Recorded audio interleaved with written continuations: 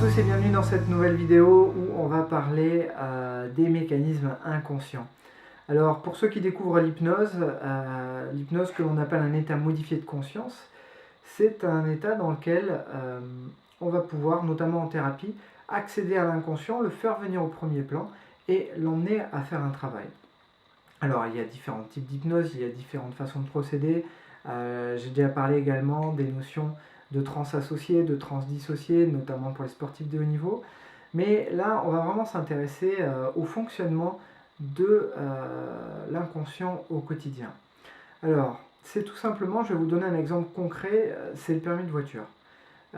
Pour ceux qui ont le permis de conduire, vous allez vous remémorer simplement lorsque vous êtes mis au volant d'une voiture et que vous avez pris vos leçons de conduite, vous avez appris à conduire, et donc vous étiez concentré consciemment sur ce que vous étiez en train de faire à ce moment-là.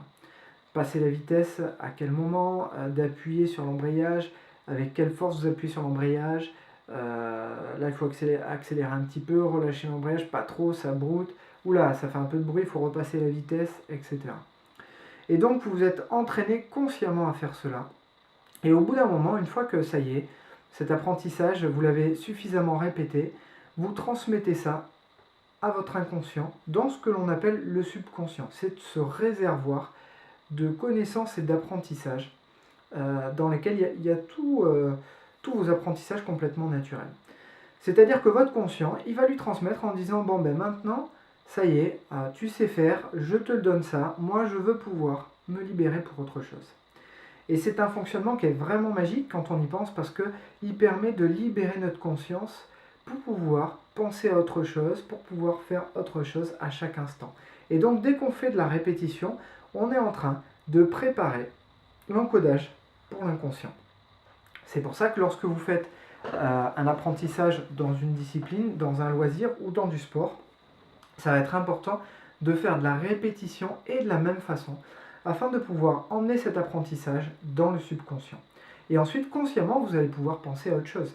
Alors, si vous êtes à des niveaux moyens, c'est-à-dire dans un loisir, mais simplement dans de la dissociation, dans une tâche que vous êtes en train de faire au quotidien, au travail, quelque chose de machinal, ou à la maison, ou quelque chose que vous êtes en train de faire d'une manière générale, de façon machinale, il n'y a pas de souci. Vous allez pouvoir faire ça de façon machinale sans y penser et consciemment, vous pourrez penser à autre chose. Ça, c'est ce que vous utilisez vraiment dans votre quotidien et que vous faites tous les jours. À un autre niveau, le sportif de niveau, j'en ai déjà parlé, lui, c'est dans une transe plutôt associée, c'est-à-dire qu'il va cumuler ce qu'il sait faire, son savoir-faire qui fait remonter, et du coup, la conscience qui va être avec un objectif sur la stratégie, par exemple. Votre conscient, en moyenne, il va gérer entre 5 à 9 informations secondes. On dit souvent 7 informations secondes et 7000 en moyenne pour l'inconscient. C'est vraiment le programmeur, c'est lui qui va encoder tout un tas d'informations. S'il se passe demain un événement dans la rue, chez vous, ou peu importe l'endroit, votre inconscient va encoder tout ce qui se passe. Et il va encoder tout un tas de paramètres, notamment la luminosité, les couleurs, les personnes qui sont là, les formes, l'hygrométrie, la température, le temps, tout un tas de choses. C'est incroyable. Ce qui va se passer, c'est que si c'est positif, c'est très bien, c'est super. Maintenant, si jamais c'est un événement qui est traumatique pour vous, lorsqu'il va retrouver un stimulus, c'est-à-dire un des événements qu'il a encodé et qui va être similaire avec ce moment où il y a eu le trauma, alors ça va faire remonter le trauma. Ça va faire remonter l'émotion liée au trauma. C'est-à-dire que la personne n'a pas forcément pensé consciemment à son trauma, mais pour autant, elle va ressentir l'émotion qui va être liée à ça. Donc pour cela, on va réencoder à ce moment-là ce qui s'est passé, notamment dans ses archives, pour que du coup, elle puisse libérer de son trauma. Les mécanismes inconscients, ils sont quand même là davantage pour de la protection. C'est ce qui va générer du stress, des peurs, des angoisses, des phobies. Ce sont des mécanismes de protection. C'est-à-dire que votre inconscient a encodé qu'à ce moment-là, il y avait un danger potentiel. Il y a une situation qu'il faut éviter. Et donc, comme tout programmeur, il va mettre en place un plan d'action pour éviter ces situations. Donc dès qu'il va y avoir quelque chose qui va rappeler que la situation va se produire, ou qu'elle est en train de se produire, ou qu'il y a quelque chose qui ressemble à une situation déjà vécue, à ce moment-là, il va mettre en place une séquence comportementale, cognitive ou émotionnelle qui va simplement préparer la personne de ce qui pourrait se passer et donc la protéger en l'éloignant de cette situation.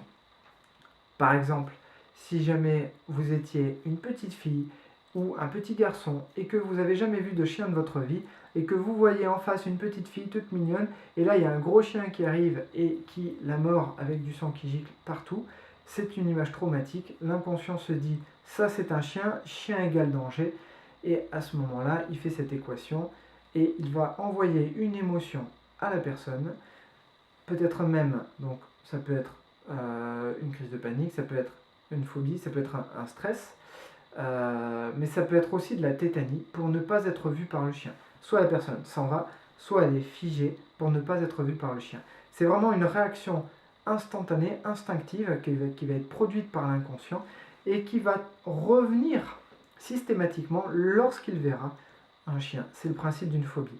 Que ce soit un chien sur une image, que ce soit sur un écran, ou que ce soit un Yorkshire dans la rue, parce que l'inconscient se dira c'est un chien, chien égale danger, et donc il ressortira l'émotion pour ne pas s'approcher du chien. Que ce soit des phobies pour les araignées, les serpents, les crocodiles, les requins, alors les requins notamment avec les dents de la mer, hein, vous avez même des ancrages auditifs avec la petite musique des dents de la mer que vous connaissez bien. Si vous êtes en train de vous baigner et qu'il y a quelqu'un qui vous chante cette petite musique, ça va suffire à générer un stress chez beaucoup de personnes. Donc il va falloir réencoder ces images, ces souvenirs, ces informations.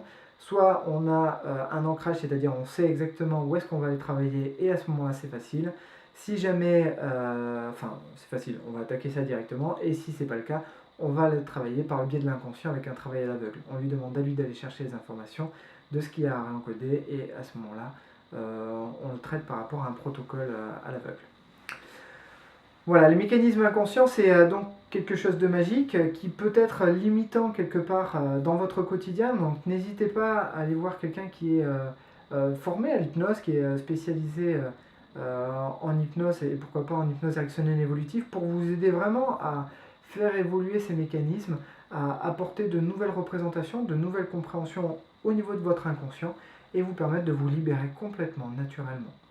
Ça vous permet de défaire beaucoup de limites et aussi d'aller chercher encore mieux des optimisations. Il y a encore de nombreuses choses à dire sur l'inconscient, donc n'hésitez pas si vous avez des questions à nous poser.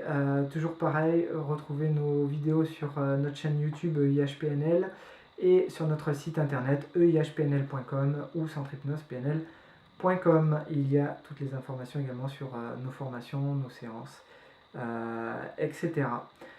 Voilà, à très bientôt. Au revoir à tous.